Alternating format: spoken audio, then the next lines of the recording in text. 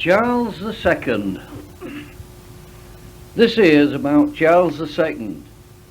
Not him as lost his head, but him who came on after when Oliver Cromwell were dead.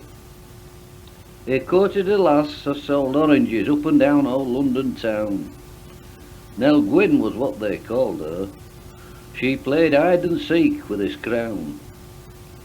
She'd amuse dear old Charlie by sometimes dancing a jig, and the things that she did while performing fair took the curl from his wig. The court were fair astonished at such low goings on, and when Nell took to calling at palace, they thought that it right took the bun. Duke of York, who were Charlie's brother, then took a hand in the game. He went straight up to Monarch and said, "What's going on with this dame?" Charlie laughed when he heard him and said, "It's only a lark. She's best bird I've clapped eyes on since I stopped feeding ducks in Hyde Park." The Duke got real hoity-toity on hearing these frivolous words. That's no way for a king to be talking, referring to dames as birds. "Why don't you mind your own business?" said Charlie, getting quite mad. "If you were sitting on my throne, you'd be twice as bad." That didn't go down well with Duke, who were kind of straight-laced. "By gum," said he, with a royal snarl, "I'll have that lass from that place."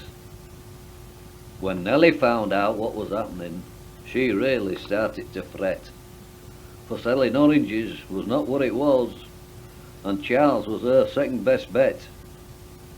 She racked her brains to think of summat to foil her royal foe, but it's hard to think of anything when Charlie's raring to go. She told Charlie who was dallying, and he stopped and thought for a minute, then said, "Don't thee worry, Nellie lass. I'll tell him to put a sock in it." So off he went to his brother's house and banged on his front door, and when Duke came to open it, yelled, "Don't come to palace no more." Duke were right upset at this, 'cause at palace he liked to look in. Up there he dodged his ma-in-law and his wife's attempt at cooking. So he called all his men together, 10,000 in all, and said, "Get ready to fight. I'll get Nell Gwyn out of that palace if it takes me and thee all night."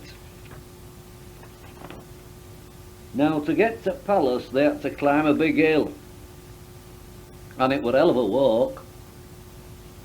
His men were so tired when they got to the top it caused a lot of rough talk. Duke got fair mad when he heard 'em, and shouted, "You lot are a dead loss." "It's all right for thee," the sergeant said. "Thou'st only one riding a horse." When they reached palace gates, Duke said, "Charge when I give the word." Then laughed and said, "Aren't I silly? I've gone and forgotten my sword. We'll have to go back and fetch it. It won't take us a minute. It won't do for me to lead a charge, waving me hand with nought in it." So off they went back to Duke's abode. "By gum," said Duke, "they're in bed. A fine thing when a fella goes fighting. You'd think I was already dead." Just then his wife came to the window and shouted, "What's all that noise out there?" "I want my sword, love," shouted Duke, and received it round his ear. So off they went back to the palace, climbing that hill at the double, and Duke could tell by the looks that he got that his men were looking for trouble. When they reached the gates at palace, Duke's men were fair tuckered out, and started to check time by their sundials. "We don't have fight after 10, was the shout. "That's a fine thing," said Duke, banging his sword. "You and your union rule. You let me come all this way for nought, and make me look such a fool." "It's all thy fault," the sergeant said. "Fancy forgetting this sword. We'd have had time to fight if it weren't for thee. And now all men aboard. On hearing this, Duke went real wild, and charged the palace gates with a cry. "I'll do it myself, I don't need your help." But Nelly was ready and let fly.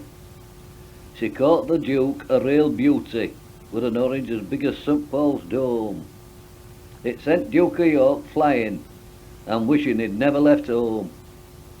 All the men started sucking oranges that Nell had chucked at their heads, and spitting the pips at the Duke, began to walk down the hill to their beds. The Duke gave up when he saw 'em. Besides, his eye was giving him pain. He decided that Nell wasn't worth it, and he marched down the hill again. And that's how the legend started about the Duke and his 10,000 men, when he marched them up to the top of the hill and marched them back again.